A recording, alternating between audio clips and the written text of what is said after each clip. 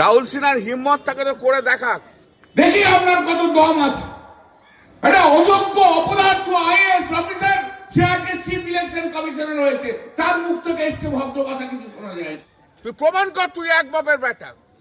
ওরা গুজরাট থেকে না গাঁজা ফাঁজা খেয়ে এখানে এসে যা ইচ্ছা তাই বলে যায়। গাঁজাখোর অমিত শাহ, সিদ্দিখোর, গাঁজাখোর। ইলেকশন কমিশন অফ ইন্ডিয়ার কাজ করছে না। ইলেকশন কমিশন হচ্ছে অমিত শাহর কন্ডুইট পাইপ। অমিত শাহ যা বলছে তাই করছে। এবং এই যে দুদিন ধরে close door Amit Shah conference করেছে, তার মধ্যে বলে চিন্তা করো না, এসআইআর আমি দেখে নেবো, বুঝে নেবো। বুঝবে মানেটা কি? বুঝবে মানে নাম কেটে বোঝাবে। তাই জন্যই তো আমি বললাম, পশ্চিমবাংলার দেওয়ালে লেখা হয়ে গেছে যে মমতা ব্যানার্জির পরে নেতৃত্ব দেবে পশ্চিমবাংলার অভিষেক ব্যানার্জি। কারণ ক্ষমতা নিয়ে আসেন তো আমার চোখের সামনে দেখছি, চোখের সামনে তার ম্যাচিউরিটিটাকে আমি দেখছি, তার জনপ্রিয়তা দিনের পর দিন বাড়ছে। ইউথদের কাছে আজকে আইকন হয়ে দাঁড়িয়েছে। শুভেন্দু অধিকারী না, ওর হাঁটুর যোগ্য হয়নি।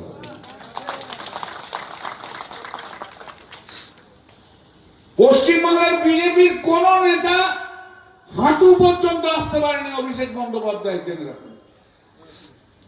বাদ গেছে সেখানে নেই কেন? কি বলেছে জানেন? আমাদের কি বলেছে জানেন? পশ্চিমবাংলার এআরও এবং ডিআরও, এআরও মানে হচ্ছে এসডিও লেভেলের লোক, আর ডিআরও লেভেল হচ্ছে মানে ডিস্ট্রিক্ট ম্যাজিস্ট্রেট লেভেলের লোক। দে আর ইনকম্পিটেন্ট, তারা ইনকম্পিটেন্ট, তারা কাজ করতে জানে না।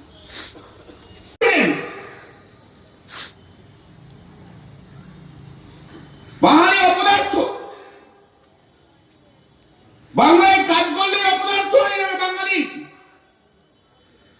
কত বড় অপমান বাংলার বাঙালিদের করেছে, এইটুকু শুধু ভেবে দেখে নিন আপনারা।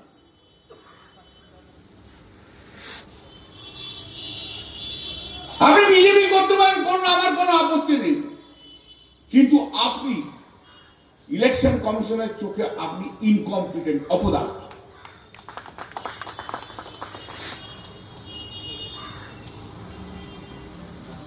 সবকিছু শেষ করে দিতে চাইছে।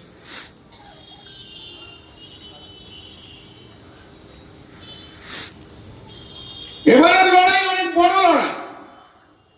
সে দিদিও আগে বলেছে, অভিষেকও বলেছে, এবং কালকে আমি যে ডেপুটেশন দিয়ে এসেছি, ফিরে এসে আমি বলছি আপনাদের,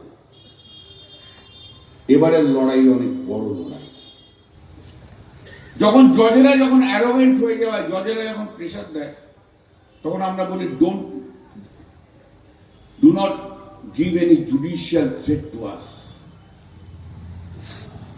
Judicial threat is also very dangerous. আর এখানে threat by the election commission বলছে দেখে নেবো আপনাদের। কালকে বলছে আমরা এখন উঠছি, তৃণমূল কংগ্রেসের সমস্ত স্তরের কর্মীদের আমরা দেখে নেবো, জেলে ভরে দেবো। বলুন আপনি জেলে কত জেল ভরবেন আপনি?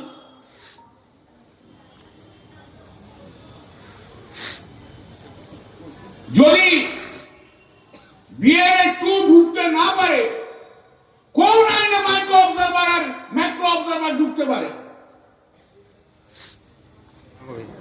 রাহুল সিনহার হিম্মত থাকে তো করে দেখা। ও যদি এক বাপের বেটা হয় করে দেখা। যা রাহুল, তুই প্রমাণ কর তুই এক বাপের বেটা। অভিষেকের গায়ে হাত দিয়ে দেখা, পশ্চিমবাংলা জ্বলবে। বাড়ি থেকে বেরোতে পারবে না রাহুল সিনহা।